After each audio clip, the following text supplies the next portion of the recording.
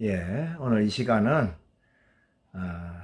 교재 2장 기독교와 정치 참여 부분을 같이 나누도록 그렇게 하겠습니다.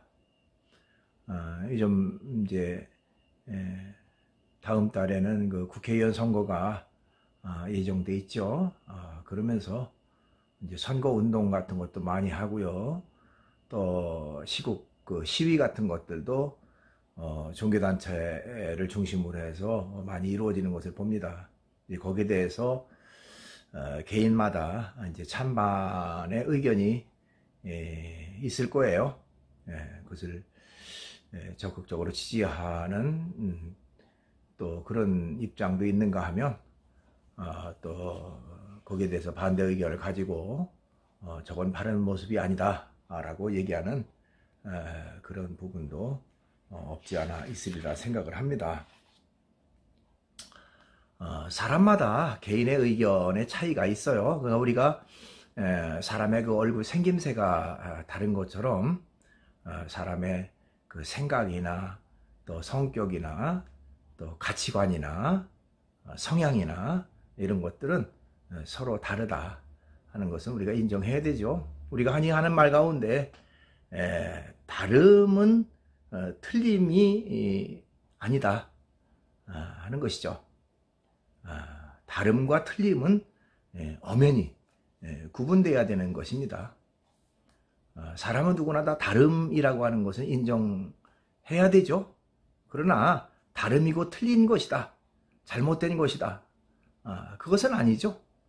그러니까 서로가 서로를 존중하고 또 인정하는 그런 자세가 필요하다라고 말할 수가 있습니다.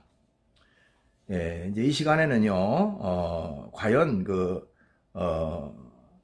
종교라고 하는 엄밀한 의미에서 좀 큰 의미에서는 종교라고 하는 것이 정치 참여, 현실 참여를 적극적으로 하는 것이 옳으냐, 그렇지 않으냐.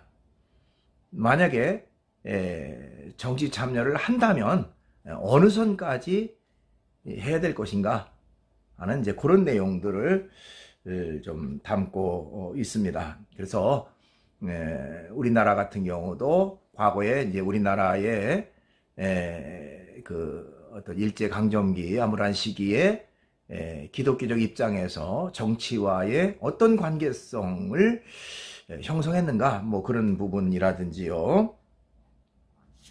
또 미국이라고 하는 나라가 이제 기독교 국가로서 좀 대표적인 나라라면 기독교와 정치와의 관계성을 어떻게 유지하고 있는가, 뭐 그런 내용들도 좀 살펴보고요. 그 다음에 과연 기독교가 현실 정치의 전면에 나서 가지고 정치에 참여하는 것이 옳은가 그렇지 않은가, 이제 거기에 대한 여러 가지 이제 논란이라든지 좀 잘못된 그런 부분은 없는가, 뭐 이런 얘기. 그 다음에 이제 소위 엄벌제도의 논란에 대한 겁니다. 그러니까 사형제도는 과연 정당하냐? 그렇죠? 인간의 목숨이라고 하는 것이 세상에 어떤 것보다도 소중하고 고귀한데 그것을 인간이 사형이라고 하는 제도에 의해서 마감시킬 수 있는 권리가 있는가?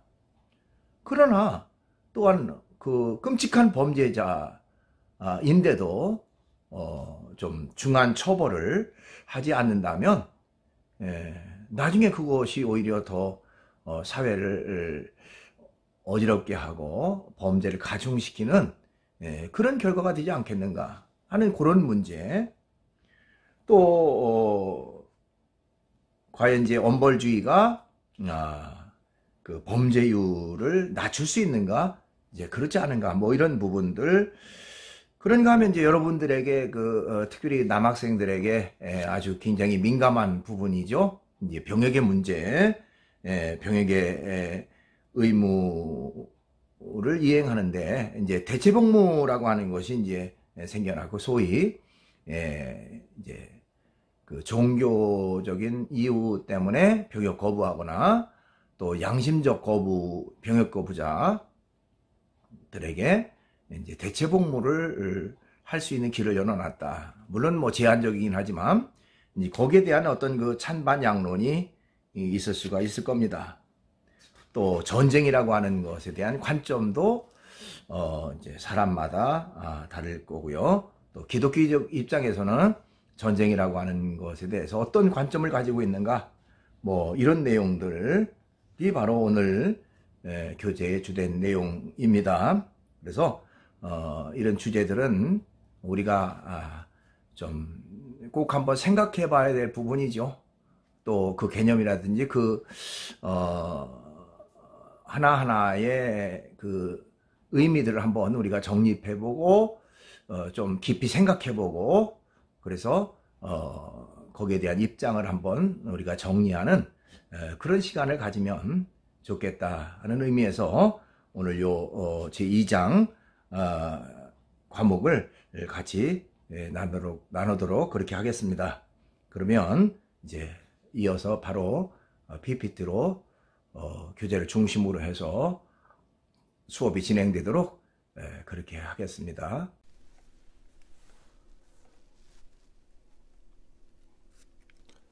예, 오늘은 제2장 기독교와 정치 참여입니다.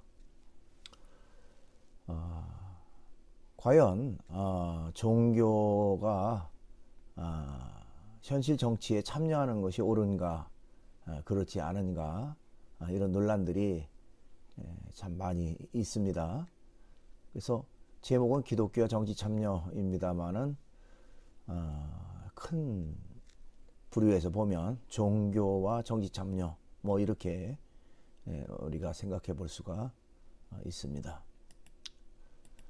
우선 이제 서론적인 부분으로요, 앞부분에, 교재 앞부분에 보니까 거기 종교와 정치의 관련성과 관련된 문제를 역사 속에서 찾아보는 것은 현대사회 및 기독교를 폭넓게 이해하는 계기가 된다, 이렇게 전제하고 있습니다. 그러니까 특별히 이제 오늘 우리가 다룰 것은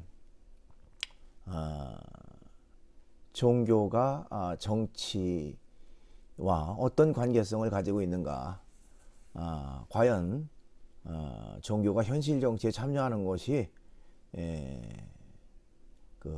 옳은 것인가, 또 아니면 참여하지 않는 것이 옳은 것인가 하는 것입니다.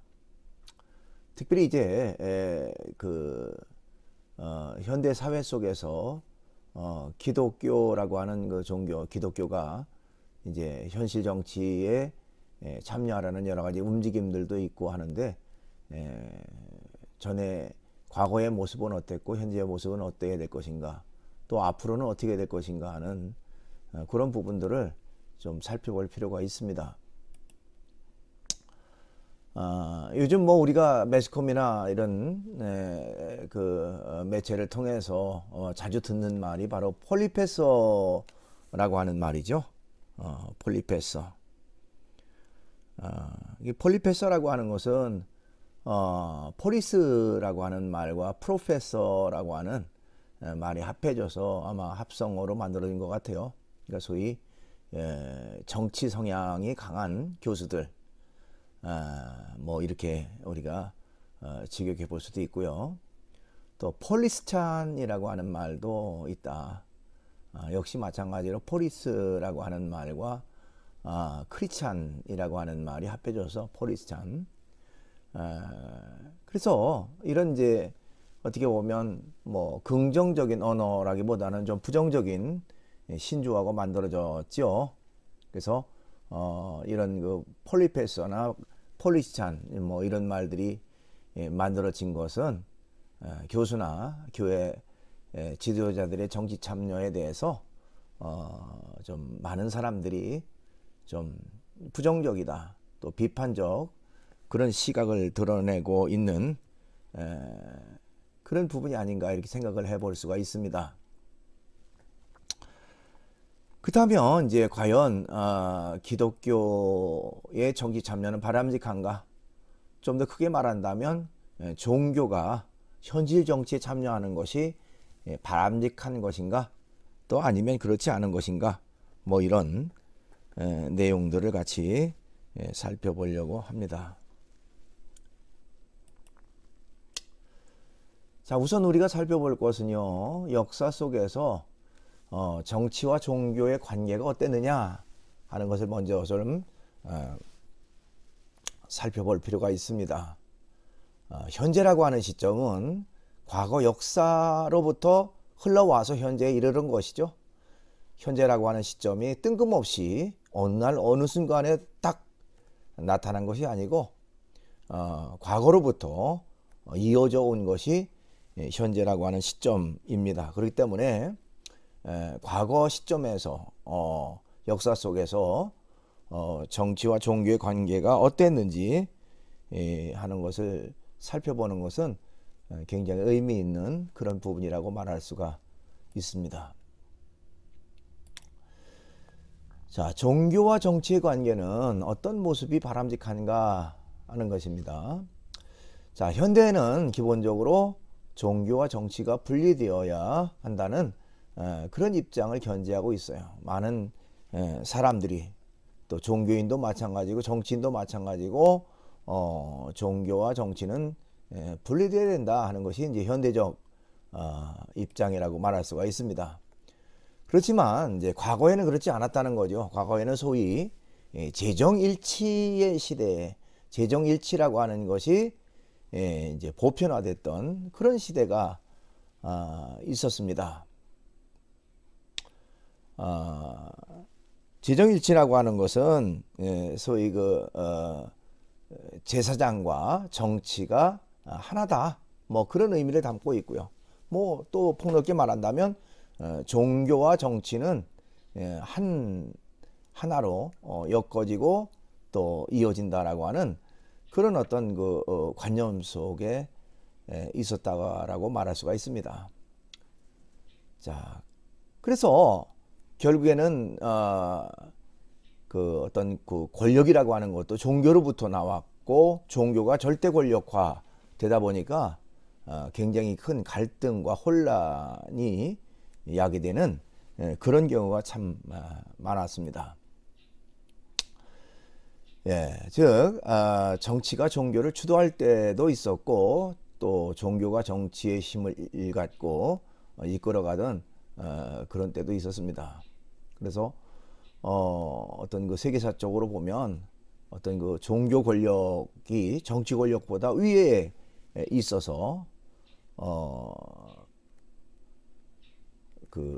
교황이라고 하는 존재가 황제를 임명하고 황제 위에 군림해서 모든 것들을 주장하다 보니까 어떤 종교의 타락을 부추기는 그런 일들도 많이 있었던 것이 이제 과거의 모습이라고 말할 수가 있습니다.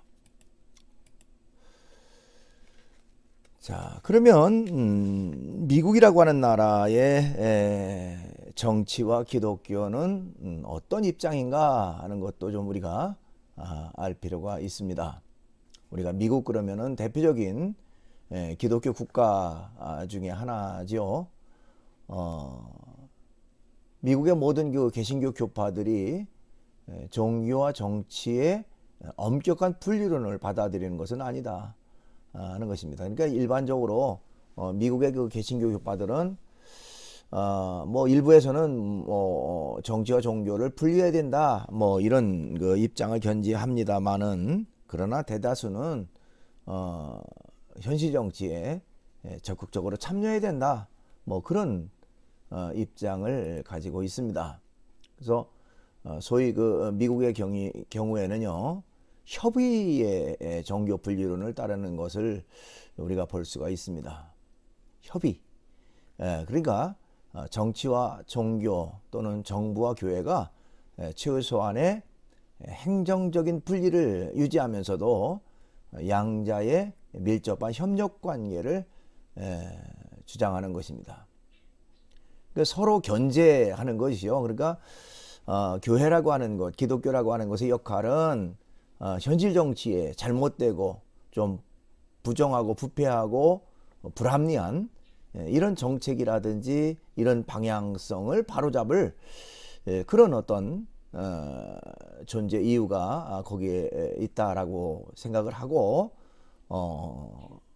현실 정치에 직접 뛰어들어서 모든 것들을 장악하고 관장하지는 않지만 최소한 하나의 그 균형자로서의 역할을 하는 그런 입장을 견지하고 있다, 이렇게 말할 수가 있습니다. 또 물론 기독교라고 하는 또 아니면 종교라고 하는 단체가 잘못되어 있고 부패할 때에 또 국가가 거기에 대해서 제동을 걸고 문제점을 제시하는, 이렇게 정치와 종교 그리고 정부와 교회가 최소한의 어떤 그런 좀 상호 밀접한 그런 그 협의의 관계, 협력 관계, 그것을 유지하고 있는 것이 현재의 미국에 있어서의 정치와 기독교의 모습이다, 이렇게 말할 수가 있습니다. 예를 들면 미국의 대통령은 성경책에 손을 얹고 취임 선서를 합니다. 그러니까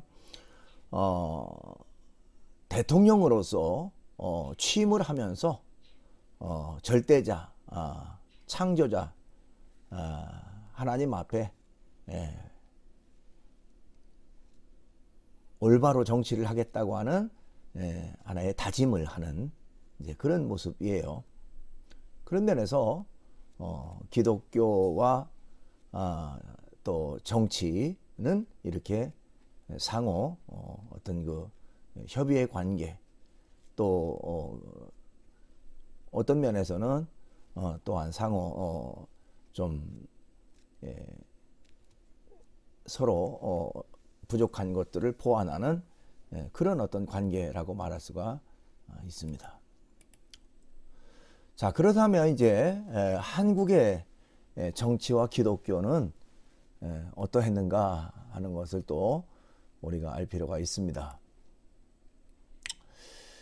한국교회는요, 1901년에 장로교 선교공의회라고 하는 회의에서 종교 분리 원칙을 재확인하게 됩니다.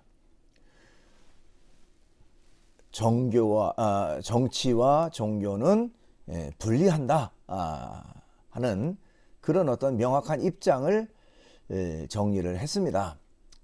자, 이런 종교 분리 원칙이라고 하는 것은요, 그런 태도를 취한 것은 그 당시의 시점 상황을 우리가 좀 주목해 볼 필요가 있습니다. 그때는 이제 일제 강점기의 시기였었죠. 그 일제 강점기에 일본의 위협 앞에서 조선교회를 지키기 위한 전략으로도 볼 수 있다는 것입니다. 즉 일본이라고 하는 나라가 우리나라를 강제 점령하는 시기에 종교도 역시 어떤 그 종교의 자유를 보장하지 않고 종교도 자신들의 정치 정략을 위해서 이용하는 이제 그런 부분이 많았을 때에 여러 가지 탄압과 또 여러 가지 이제 좀 많은 핍박을 받는 그런 일들이 있었습니다. 자, 이런 때에 종교 분리의 원칙이라고 하는 것을 이제 제정을 하고 그것을 고수하는 것은 어떻게 보면 우리도 너희들의 정치에 대해서 관여를 하지 않을 테니까 너희들도 기독교에 대해서 핍박하지 말아라.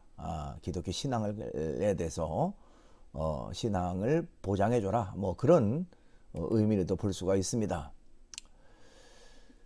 자, 3.1 운동이 발발했을 때, 신사참배가 강요됐을 때 종교 분리론에 근거해서 총독부의 회유를 거절할 수가 있었습니다. 나아가서 강경하게 비판하는 입장을 취할 수가 있었다는 것이죠. 그러니까 일본 입장에서는 일본이 우리나라를 점령했을 때는 이런 그 신사참배라든지 또 만세운동 뭐 이런 것이 이제 교회에서 활발하게 이루어지는 그런 모습에 있어서 이제 정교 분리의 원칙을 얘기해서 이제 대항을 했던 거죠. 그러니까 너희들의 정치에 대해서 우리가 문제 삼지 않을 테니까 또한 이런 그 신사참배라든지 3.1 운동에 대해서 도 너희들이 문제 삼지 말아라. 이거는 기독교의 입장이고 기독교 종교 활동의 하나다.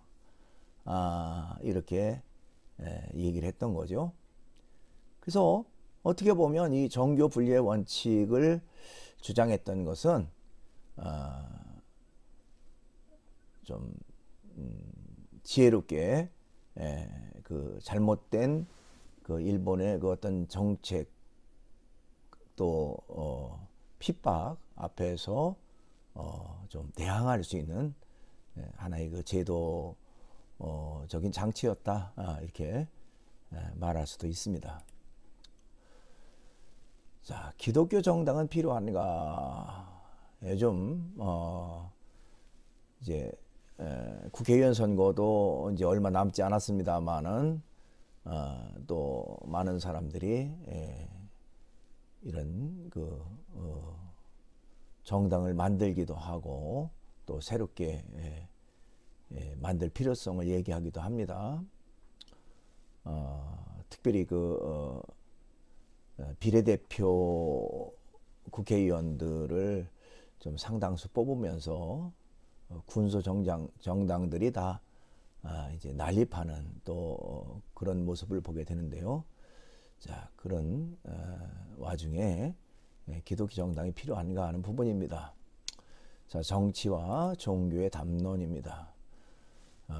정교 분리의 원칙에 따르면 교회와 국가는 엄연히 서로 다른 목적과 역할을 가진 별개의 조직체라고 말할 수가 있습니다. 국가가 외적 평화와 질서에 관심을 쏟는다면 교회는 영적 진리와 구원에 관심을 기울여야 한다. 이렇게 말할 수도 있습니다. 그러니까 국가는 국가로서의 역할이 있는 것이고 교회는 교회로서의 역할이 있는 것이다 하는 것은 이건 변함없는 사실이라고 말할 수가 있습니다. 자, 한국 사회에서는 기독교 정당을 지지하고 또 그것을 실현하려고 하는 그런 사람들이 많이 있습니다. 근데 과연 그것이 이제 옳은 것인가 하는 이제 그런 데 대해서 여러 가지 이제 문제점이 있다라고 하는 것을 지적하게 됩니다. 자, 우선은 모든 권력의 근원은 하나님이라는 신앙 고백을 기독교 정당 설립의 당위성으로 주장하는 것은 심각한 논리의 비약이라고 얘기할 수도 있습니다. 그건 물론 절대자 하나님이라고 하는 분은 모든 권력의 근원이죠. 그렇다고 해서 기독교라고 하는 어떤 특정 종교가 현실 정치에 참여해야 된다 하는 그 당위성을 주장하는 것은 좀 심각한 논리의 비약에 불과하다 이렇게 말할 수도 있습니다. 그 다음에 기독교 정당은 섬기는 정치, 봉사의 정치를 추구할 뿐 권력을 지향해서는 안 된다 이런 주장을 해요.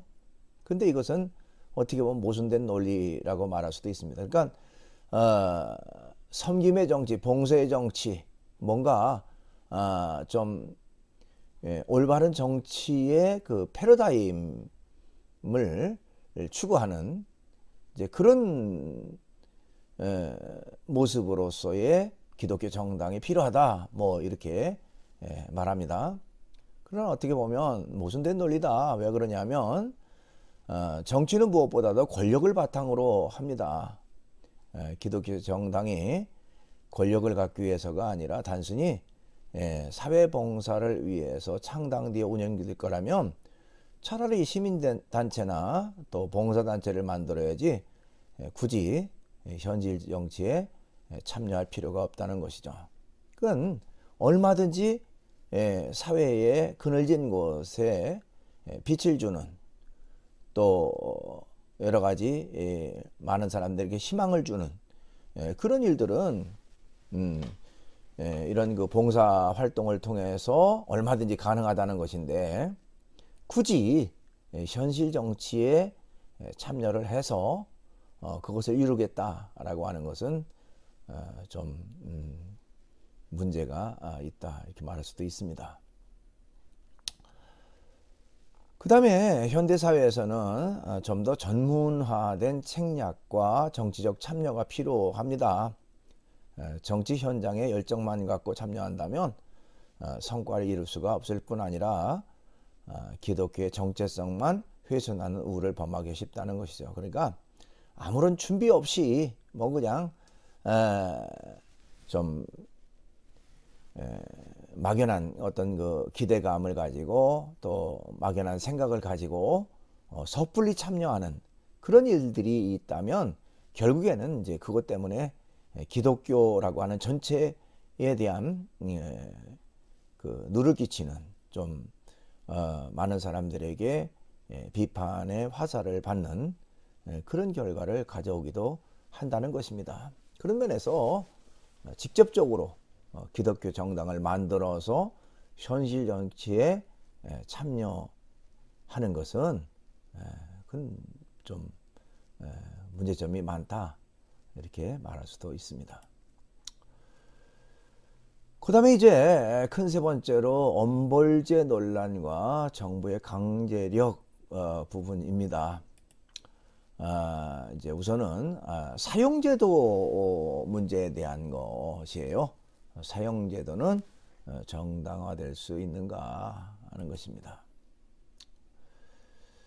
가장 강한 강제력과 영향력을 끼치고 있는 기관은 곧 국가라고 말할 수가 있죠. 그러니까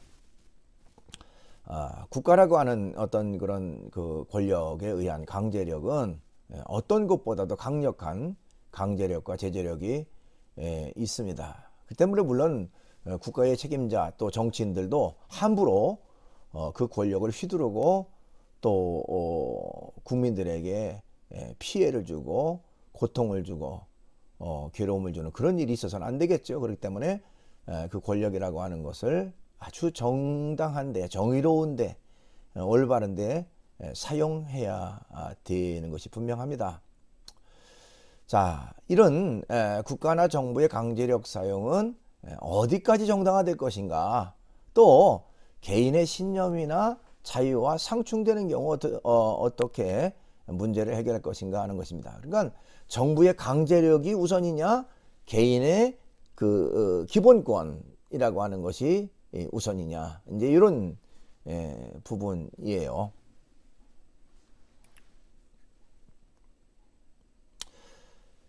자, 사형제라고 하는 것이 이제 물론 우리나라의 현행법으로 사형제는 인정이 되고 좀 현재도 이제 법적으로는 되어 있습니다만은 그러나 실제로는 이제 사형제는 사형 집행이 이루어지지 않고 있죠. 우리나라는 현행법으로는 사형제라고 하는 것이 존재합니다만은 여러분 교재에 보니까 거기 42쪽 중간에 사형제는 우리나라의 경우에는 1997년 12월 30일 사형 집행 이후 사형 집행이 중지되어 있어서 사실상 사형 폐지국으로 분리되고 있다, 이렇게 말할 수가 있습니다. 또 43쪽 중간 부분에 보면 사형 선고에 있어서도 우리나라에서 마지막으로 사형이 선고된 것은 2016년 소위 임병장 총기 난사 사건에 대한 재판이고요. 이 사건의 가해자 임모 씨를 포함해서 총 65명의 사형수가 지금 현재 생존하고 있지만은, 그러나 아까도 얘기했듯이 1997년 이후로 사형 집행 자체가 이제 이루어지지 않아서 2007년도 실질적 사형 폐지국으로 우리나라는 이제 분류가 되어 있다, 이렇게 말할 수가 있습니다. 그러니까 이것도 이제 좀 찬반 양론이 대립되는 그런 부분이 있어요. 왜냐하면 아주 흉악하고 흉측한 범죄자들을 사형이라고 하는 엄벌죄에 처하지 않을 경우에 더 이런 끔찍한 범죄율이 높아지는 게 아니겠는가. 그러니까 사형제라고 하는 것이 있어야만 그것이 이제 무서우니까 어떤 그런 범죄율도 좀 적어지는 것이 아니겠는가, 이런 이야기가 있고요. 또 한쪽에서는 사람이 사람을 죽이는 그 자체가 과연 그것이 정당한 것인가. 아무리 흉악범이라도 사람이 사람의 생명을 종결시킬 권리가 있는가. 이제 이런 두 가지의 상반된 의견이 이제 팽팽하게 대립되는 그런 부분이라고 말할 수가 있습니다. 자, 엄벌주의가 범죄에 대한 적절한 답이 되느냐 하는 얘기죠. 그래서 역사적으로 보면 엄벌주의는 대중의 인기를 얻기 위해서 독재 정권을 잡은 정치인들이 많이 사용하던 방법 가운데 하나였다, 이렇게 말할 수도 있습니다. 그러니까 역대 좀 독재 정권들은 국민들의 그 인기를 좀 얻기 위해서, 또 아니면 그 자기들의 정권을 정당화시키기 위해서 이런 그 엄벌주의 아주 강경책을 사용해서 좀 자신들의 어떤 그 권력적 존재감을 드러내는 그런 일들이 참 많이 있었다고 하는 것입니다. 이제 거기에서 수많은 이제 문제점들을 이야기하고 있죠. 자, 범죄자에 대한 처벌은 반드시 필요하죠. 그렇죠? 범죄자도 아무런 처벌을 받지 않고 그냥 당당하게 활보하는 그런 거라면 그것은 결코 용납될 수도 없고 용납되어서도 안 되는 것이죠. 범죄는 즉 죄를 지은 것은 거기에 대한 처벌은 반드시 있어야 됩니다. 그렇지만은 과연 이제 엄벌이라고 하는 거, 극단적으로 이제 사형주의, 이런 엄벌이라고 하는 것이 과연 범죄를 낮추는지에 대한 견해는 여러 가지 상반된 의견이 있기 때문에 신중하게 검토할 필요가 있다는 겁니다. 그러니까 아까 좀 전에 나온 그 사형제도의 문제가 있었습니다만은 과연 그 범죄율을 줄이기 위해서 사형제도만이 답인가? 이 엄벌주의가 답인가? 사형이 아니더라도 종신형, 무기징역을 통해서 평생 동안을 감옥에서 살게 만든다면 오히려 그것이 더 그 사람에게 고통과 괴로움을 주는 것이 아니겠는가? 뭐 이런 내용입니다. 그렇기 때문에 이런 여러 가지 이제 상반된 의견들이 있기 때문에 이제 신중하게 검토해야 된다는 것입니다.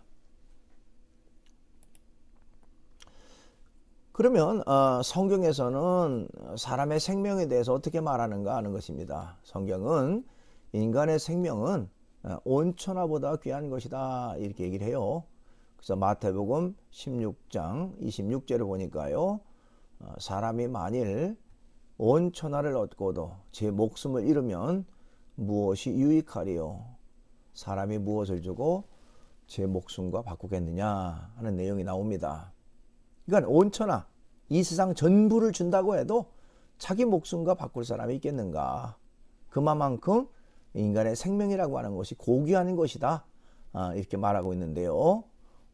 이것을 대입해서 이제 엄벌죄라고 하는 것, 특별히 이제 사형죄라고 하는 것과 얘기를 한다면, 기독교적 입장에서는 사형죄라고 하는 것은 결코 바람직하지 않다. 물론 범죄에 대한 처벌은 반드시 필요하고 엄중한 범죄에 대해서 엄중한 처벌이 있는 것이 당연하지만 사형이라고 하는 것, 극단적인 그런 방법은 인간의 생명을 살해하는 것 자체에는 바람직하지 않다.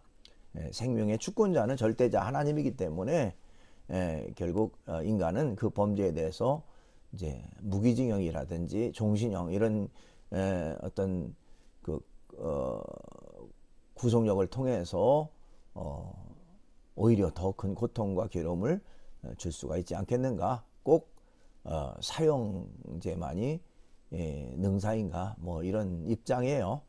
그만큼 사람의 생명이 고귀하고 존귀한 것이기 때문에 또 생명의 주관자는 절대자 하나님이기 때문에 그렇다. 이렇게 얘기하고 있습니다. 그 다음에 이제 병역 의무 문제예요. 병역 의무와 또 전쟁과 기독교입니다.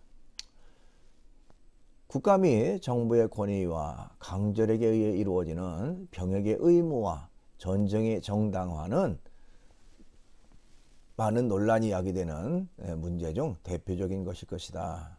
이렇게 말할 수가 있습니다. 자, 우리나라의 만 20세 남성은 병역의 의무, 이제 국방의 의무가 있죠. 누구나 다 군대에 가서 국방의 의무를 담당해야 하는 그런 의무적 조항이라고 말할 수가 있습니다. 자, 병역 이행과 대체복무제. 지금까지 병역 거부자들의 대다수는 여호와의 증인 교도들이다. 그들은 국기에 대한 경례를 우상 숭배로 보고 총을 잡는 것을 거부한다. 그래서 이런 그 병역 거부 문제가 이제 심각한 문제가 됐고, 특별히 그 종교적인 그 이유 때문에 병역을 거부한다. 뭐 이것을 얘기를 해요. 특별히 이제 여호와의 증인이라고 하는 사람들은 이제 그들은 심지어 국기에 대한 경례도 우상 숭배다. 사람을 죽이는 총을 잡는 것 자체가 범죄다. 뭐 이렇게까지 얘기를 합니다. 그래서 강하게 그 병역의 의무에 반발을 하고 또 그 징집 당하는 것에 대해서 이제 반대하는 그런 입장을 가지고 있습니다. 이제 근데 최근에는요, 종교와 상관없이 자신의 이념, 자신의 양심에 따라서 병역을 거부하는 그런 이들도 늘어가고 있습니다. 이런 사람들에 대해서 이제 국가에서는 최근에 이런 그 대체복무제라고 하는 것을 허용하는 그런 법안이 통과됐다라고 말할 수가 있죠. 그래서 어떤 그 대체복무를 통해서 이제 국방의 의무를 대신하는 그런 제도라고 말할 수가 있습니다. 그러나 이를 반대하는 사람들은요, 합법적인 대체복무제로 인해서 오히려 그 병역 기피가 현저하게 늘어날 것을 우려하고 있는 것이 사실입니다. 사실 즐거워서 기뻐서 군대 생활을 하는 사람들 얼마나 되겠습니까? 법적으로 또 제도적으로 국방의 의무라고 하는 것이 있기 때문에 어쩔 수 없이 군대에 가서 이제 복무하는 그런 경우가 대부분이겠죠. 그런데 이제 종교의 자유라고 하는 그런 부분과 또 양심적 병역 거부라고 하는 그런 부분을 인정해서 그 대체 복무제를 허용한다면 누구나 다 이제 그런 그 대체 복무제 쪽으로 눈을 돌릴 것이고 또 병역을 좀 피하려고 하는 그런 부분이 많이 늘어날 것이다 하는 것입니다. 그래서 종교적 신념이나 반전 활동 등 다양한 이유로 현역을 기피하는 사람들이 많아지면 현역에 들어가야 할 상당수의 자원이 대체 복무로 손실이 되어서 실질적인 국가 안보에 상당한 위협이 될 것이라고 하는 것을 우려하는 사람들이 많이 있습니다. 그렇죠. 어쨌든 우리나라 현실은 북한과 대치하고 있는 그런 분단 국가가 우리의 현실 아니겠습니까? 그런 면에서 어쨌든 국방이라고 하는 것은 우리나라의 현 상황에서의 굉장히 중요한 그런 요소인데 만약에 이런저런 그 이유로 국방의 의무를 다하지 못하고 또 대체 복무로 빠지고 현역으로 가는 사람들이 점점 줄어든다면 국가적인 차원에서는 굉장히 큰 문제점이 아닐 수가 없습니다. 그렇지만 또 이제 대체 복무를 허용하는 것을 찬성하는 사람들은 그 많은 현역 병사들의 그 상대적 박탈감과 실질적인 구별 불가능 등 부작용보다는 개인의 인권과 자유에 관한 기본적인 문제이므로 허용해야 된다라고 주장하는 것입니다. 그러니까 개인의 인권이라고 하는 것이 우선시돼야 되지 않는가. 또 본인이 판단해서 양심에 어긋나고 양심에 위배되는데 그것마저도 박탈한다면 인권적 측면에서 문제가 있는 것이 아닌가 뭐 이렇게 주장하는 그런 것입니다. 국가가 개인의 양심 문제를 판단하는 것이 과연 가능할 것인가에 대한 회의와 또 특정 종교에 대한 혜택과 지원 논란이 야기되는 것이다. 그렇죠? 그러니까 이것도 역시 이제 상반된 그런 부분이에요. 그러니까 국가가 국가의 존립을 위해서 이제 군인들 국방이라고 하는 것을 반드시 필요하고 남성들에게 국방의 의무를 져야 된다라고 하는 조항. 그런데 개개인의 그 의견이나 양심에 상관없이 무조건 징집하는 문제와 또 과연 개개인의 양심의 문제에 있어서 나는 아무리 국가에서 병역의 의무가 있다고 하더라도 나는 양심상 군대에 갈 수 없다. 뭐 이렇게 말하는 양심의 문제. 그 서로의 입장이 이제 팽팽하게 대립이 되겠죠. 국가 권력의 입장과 또 개인의 양심의 문제가 이렇게 이제 좀 상충되는 그런 부분이 있다고 하는 것입니다. 또 전쟁의 문제도 마찬가지죠. 그래서 일반적으로 이제 여러분 교재에 거기 45쪽 중간 아래 부분에 보면 전쟁을 보는 세 가지 기독교적 입장 이렇게 얘기하고 있는데요. 전쟁에 대한 기독교적 입장을 세 분류로 그렇게 나누어서 살펴볼 필요가 있다. 자, 우선 정당 전쟁론적 입장입니다. Just War Theory. 아우구스티누스와 토마스 아퀴나스 등이 주장했던 것이에요. 정당한 전쟁에 대해서 적극적으로 참여해야 된다 하는 입장이에요. 모든 종류의 전쟁을 정당화하는 것이 아니라 일정한 조건을 갖춘 가운데 발생하는 무력의 사용 등 전쟁 행위에 대한 정당성을 부여하는 것이다. 그러니까 다른 나라가 강압에 의해서 어떤 나라를 침략했다면 침략당한 나라 입장에서는 불합리한 세력에 대해서 침략한 세력에 대해서 저항하고 대항하는 것이 마땅하죠. 그러니까 정의를 위한 전쟁, 그것은 당연한 것이다 라고 하는 주장입니다. 그 다음에 거룩한 전쟁 또는 여호와의 전쟁을 주장하는 성전론자들의 입장이 있다. 홀리 워 세오리라고 하는 입장이죠.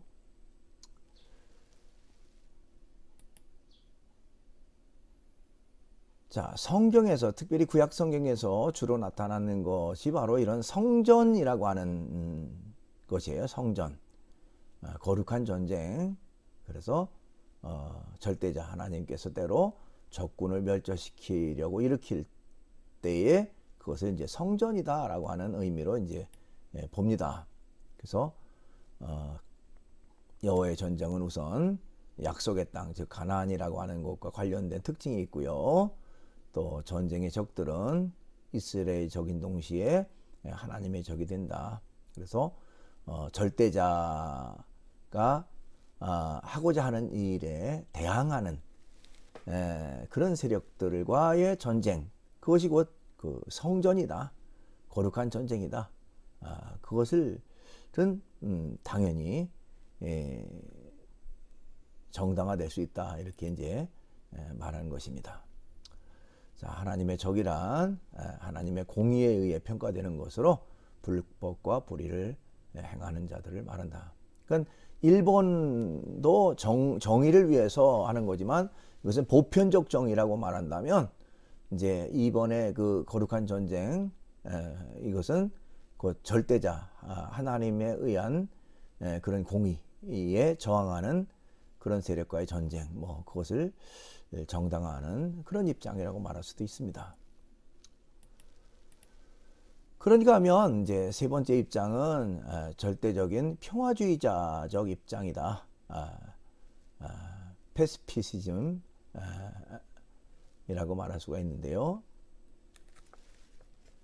이 패시피즘이라고 하는 것은 그 절대적 평화주의를 말합니다. 그러니까 퀘이커교도 또 마미시, 메노나이트 교파 등이 이제 거기에 주장을 해요. 그러니까 어떠한 이유에도 전쟁이라고 하는 것, 또 강한 공권력 사용은 정당화될 수 없다는 것입니다. 그러니까 핍박과 압박을 가하면 저항하지 말고 그냥 핍박을 받아라, 고통을 받아라, 뭐 그런 입장이라고 말할 수도 있습니다. 어쨌든 이 세 가지의 그런 입장이 있다. 또 이 세 가지 논의들은 나름대로 이제 어떤 나름대로의 배경이 있고요. 또 설득력이 있고 또 때로는 이제 나름의 그런 그 약점들, 부족한 부분들을 가지고 있다 하는 것입니다. 그런 면에서 이것들을 어떻게 잘 조화롭게 할 것인가 하는 것은 이제 개인의 주관적 그런 부분이라고 말할 수가 있습니다. 자, 중요한 것은 전쟁은 정의를 수호하기 위한 최후의 수단으로서만 정당화된다는 사실을 우리가 알아야 됩니다. 그러니까 전쟁은 어떤 개인의 어떤 권력 욕구를 이루기 위한 그런 일이 돼서는 안 되겠죠. 또 어떤 그 이기적인 또 모든 것을 차지하고 점령하려고 하는 그런 힘의 논리로도 되어서는 안 되겠죠. 어쨌든 정의는 전쟁은 어떤 공격적 그런 성향의 전쟁을 말하는 게 아니고 방어적 성향의 전쟁을 의미한다. 그것도 정의를 위한 정의를 수호하기 위한 최후의 수단, 그것이 이 전쟁이 돼야 된다. 거기에서만이 정당성이 유지된다라고 말할 수가 있습니다. 그래서 어떤 전쟁을 통해서 많은 희생을 오고 또 그 와중에서 일부의 어떤 그 특정 세력들만 이익을 얻고 또 그들의 어떤 그 욕구를 채우기 위한 그런 수단으로 되기에는 너무나도 엄청난 그런 희생인과 아픔이 따르기 때문에 있어서는 안 된다 이렇게 말할 수도 있습니다. 그래서 오늘은 이렇게 그 큰 의미에서는 이제 기독교 정치 참여 또 종교와 정치 참여 부분입니다. 그래서 여러 가지 그런 부분들 또 이제 사형 제도가 과연 적합한 것인가 또 병역 의무의 문제 또 전쟁의 문제 또 엄벌제가 과연 이제 그 범죄율을 낮추는 수단으로서의 가장 바람직한 그런 부분인가 그렇지 않은가 이런 여러 가지 내용들을 살펴봤습니다. 이런 내용들에 있어서 정답은 없습니다. 사실은 하나하나가 각자 주장하는 바 또가 있고 또 약점과 부족한 부분도 있기 때문에 그렇습니다. 그러나 이것은 이제 또한 개인이 이제 정립해야 될 부분이고 또 어떤 깊이 생각해야 될 그런 부분이라고 말할 수도 있습니다. 자, 오늘은 이렇게 해서 기독교 정치 참여 이 부분을 같이 나누었습니다.